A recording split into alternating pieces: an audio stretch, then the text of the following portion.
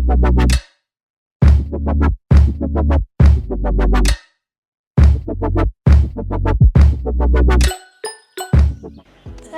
to my YouTube channel. Jadi yang belum tahu, atau aku kayaknya lebih enak untuk perkenalan dulu. Jadi namanya adalah Grand Zeta, bisa panggil Zeta. Dan aku tuh kuliahnya kemarin di Universitas Indonesia dan di University of Adelaide. Itu karena KKI atau kelas khusus internasional. Jadi waktu di UI aku ambilnya jurusan ilmu ekonomi atau economics. Jadi kali ini gue tuh mau sharing tentang gimana kuliah waktu di UI dan di Adelaide, South Australia. Jadi terakhir itu sebenarnya gue itu live di Instagramnya @Universitas Indonesia. Itu ngewakilin dari Fakultas Ekonomi dan Bisnis dari UI. Terus banyak banget yang nanya, maksudnya kayak mungkin pada belum paham, ada yang kelas khusus internasional atau KKI, ada reguler, paralel gitu-gitu. Jadi banyak yang nanya dan itu cukup lama ya, waktu itu live-nya kayak 2 jam. Jadi kayaknya cukup interesting untuk dibuatin video kali ini. Oke, dimulai dari cara waktu itu masuk UI-nya gimana. Jadi cara masuk UI waktu itu adalah aku ikutin tes SIMAK internasional. Jadi ceritanya waktu dari SMA tuh gue tuh sebenarnya udah cobain semua tes sih, kayak SNMPTN yang buat kelas reguler udah cobain, kelas paralel udah, terus abis itu akhirnya nyobain yang di kampus lain UI juga udah, negeri swasta. Terus abis kayak gitu akhirnya awalnya tuh nggak mau untuk daftar yang di SIMAK internasional, tapi kayaknya ya udah nggak apa-apa gitu karena dipaksa mama. Jadi intinya waktu itu masuknya lewat SIMAK UI internasional. Terus habis kayak gitu, itu tuh soalnya sebenarnya basically sama kayak yang soal-soal SIMAK lainnya, maksudnya kayak SIMAK paralel waktu itu sama. Cuma kalau yang SIMAK internasional ya namanya juga internasional, jadi bahasanya bahasa Inggris. Nah sekarang kita ngomonginnya di dalam UI-nya ya. Kalau awal-awal kita itu pasti dikasih option kita mau single atau double degree. Kalau single, namanya juga single, jadi dia sendiri title-nya cuma satu, yaitu SE atau sarjana ekonomi. Kalau double degree, kamu itu bisa memiliki 2 gelar. Yang satu SE dan satunya lagi bisa BSc, Bachelor of Science, bisa BCom, Bachelor of Commerce, bisa BEcon, Bachelor of Economics gitu. Tergantung kampusnya di mana dan mereka ngasih gelar apa gitu. Nah, kita mulainya dari UI dulu pastinya ya. Jadi waktu di UI itu kelasnya itu full bahasa Inggris, dosennya ngomong bahasa Inggris, tugasnya dalam bentuk berbahasa Inggris juga, ujiannya juga bahasa Inggris. Pokoknya semua tugas-tugasnya kita kerjain dalam bahasa Inggris. Tapi kalau tutornya itu kita pakai bahasa Indonesia, karena waktu itu sih ada tutor yang emang seperti bilang di awal-awal kalau pada dasarnya kita tuh orang Indonesia, kalau misalnya belajar pasti lebih enak kalau ngomong bahasa Inggris juga kan, ngomong pakai bahasa Indonesia juga. Jadi ajarin dan kita pelajarin pakai bahasa Indonesia pasti lebih nyantol. Kalau pakai bahasa Inggris kan kayak kita nyerapin dulu, abis itu nge-translate dulu gitu-gitu deh. Jadi kayak lebih gampang mungkin pakai bahasa Indonesia. Jadi tutor pasti pakai bahasa Indonesia. Tapi kalau tugas tutor pokoknya semuanya tetap berbahasa Inggris. Jadi yang pakai bahasa Indonesia cuma waktu tutor punya kelas tutor itu sendiri. Jadi pas sudah sambil kuliah, udah semester 1, udah tahun pertama sampai udah tahun kedua itu, setelah itu kalian bisa pilih. Kalau yang double degree, kalian itu bisa pilih mau negara apa, ke luar negerinya. Waktu itu yang bisa 2 tahun di UI dan 2 tahun di luar itu adalah di Melbourne. Terus sebenarnya hampir semua sih yang partneran sama FEB UI itu tuh University of Melbourne, University of Queensland, University of Adelaide.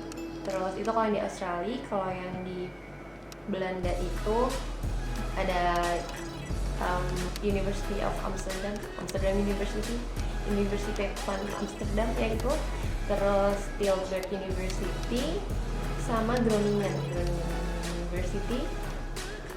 Terus abis kayak gitu itu kalian 2 tahun di UI dan 2 tahun di luar. Tapi ada aja yang waktu itu pengennya 2,5 tahun di UI dan sisa 1,5 tahunnya di luar negeri. Jadi waktu itu aku juga bilang itu yang 2,5 tahun di UI dan 1,5 tahun di luar negerinya itu. Nah sekarang gimana caranya kita bisa daftar ke universitas yang di luar negeri dan gimana cara masuknya? Nah kalau misalnya double degree itu tuh enaknya yang FEB UI sudah partnership dengan university yang ada di luar negeri. Seperti tadi aku sebutin nama-nama kampusnya, itu tuh yang udah partnership sama UI. Jadi prosesnya lebih mudah gitu. Setiap kampus punya beda-beda requirements-nya. Misalnya karena aku dari IE, jadi nanti University of Adelaide ini mintanya aku udah ngambil subjek misalnya Mathematics for Economics and Business, Statistics for Economics and Business, sama misalnya Development Economics atau ada aja deh beberapa mata kuliah yang harus kita udah ambil. Tapi yang penting ada GPA atau IPK-nya yang harus kita meet the minimum requirements-nya.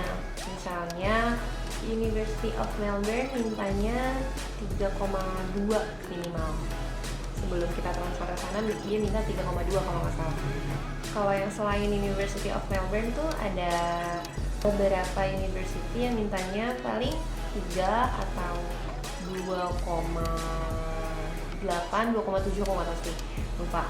Tapi intinya ada yang minta 3, ada yang minta 2,7 gitu, ada yang minta 3,2 tadi kan. Nah waktu itu aku itu ambilnya yang 2,5 tahun di UI dan 1,5 tahun di Adelaide. Terus itu tuh paling ya isi form gitu-gitu sih. Aku in detail aku agak lupa ya karena juga udah lupa deh pokoknya. Tapi intinya UI itu sangat membantu dari semua proses pendaftarannya juga. Jadi don't worry. Nah sekarang gimana caranya kita bisa keterima di university yang di luar negeri ini? Yaitu ya belajar yang rajin dan juga maintain atau ningkatin GPA kita supaya bisa meet the minimum or even higher dari requirements-nya dari university-nya. Jadi yang penting kita harus ambil mata kuliahnya yang di universitasnya itu minta atau wajib kita ambil. Terus yang kedua IELTS. Abis IELTS itu adalah GPA. Udah sih 3 itu aja supaya bisa keterima di university yang di luar negeri. Nanti kita misalnya dapat email, ada ada offer gitu, ada conditional sama unconditional offer dari mereka gitu, supaya menandakan kalau kita tuh keterima gitu. Sekarang posisinya pas kita udah di luar negeri ya. Jadi pas udah di luar negeri ya udah kita kayak masuk kampus baru, kayak baru masuk kampus aja gitu. Yang kayak cari teman baru, terus habis itu gimana caranya kita bisa ngerti pelajarannya, ngerti sama apa yang dosennya ngomongin, gimana cara kita bisa ngerjain tugasnya, pokoknya gimana cara kita bisa survive di kampus tersebut. Jadi karena waktu itu aku tuh cuma sendirian doang yang dari UI angkatan aku dan semester aku waktu itu. Jadi ya udah aku ada sih senior aku, jadi aku yang kayak teks dia nanya Kak gimana di sana, belajarnya gimana, temannya gimana gitu-gitu. Terus ya udah, tapi aku juga nggak pernah sih sekelas tapi jarang. Jadi intinya tuh kayak di sana lebih ke mandiri aja. Jadi gimana waktu itu aku masuk kelas, terus aku kayak benar-benar pick random people yang aku mau duduk di samping dia, yang mungkin kira-kira baik gitu kan. Jadi aku duduk samping dia. Jadi kalau misalnya aku ada yang nggak ngerti, aku nanya sama dia.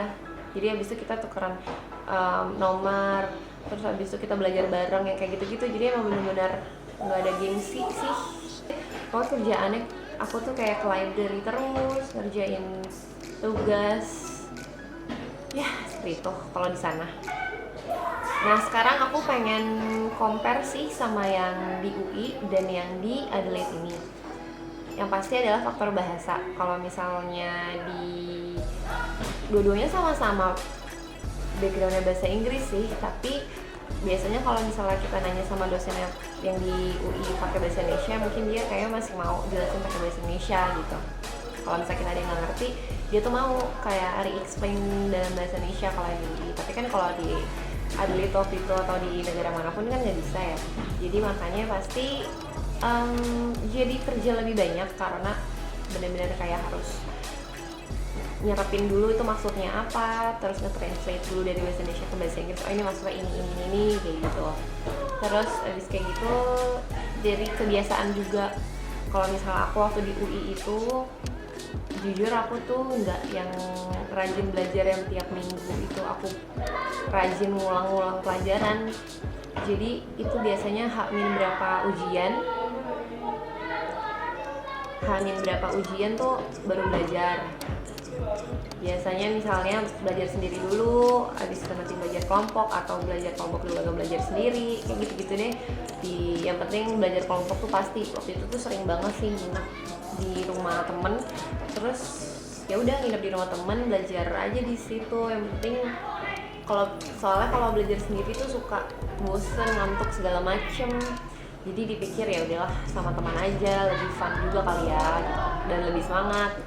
Nah kalau waktu di Adelaide, waktu itu tuh aku nggak bisa menerapin apa yang aku lakuin di UI, terus aku terapin di Adelaide itu nggak bisa, karena pokoknya kalau setelah kelas selesai sampai sebelum next week atau next meeting,